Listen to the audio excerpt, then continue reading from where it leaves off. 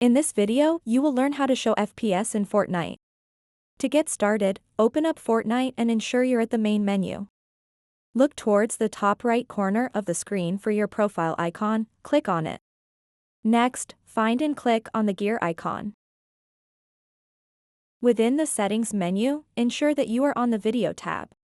This section contains all graphical settings related to performance and visual quality. Now, scroll down until you reach the very bottom of this tab.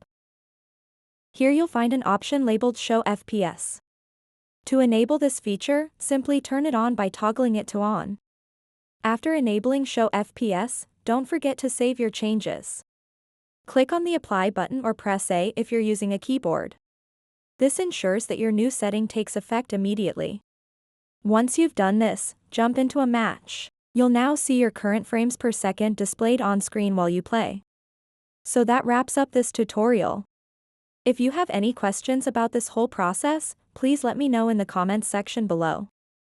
And if this video helped you out, please give it a big thumbs up and subscribe to this channel for more tutorial videos like this one.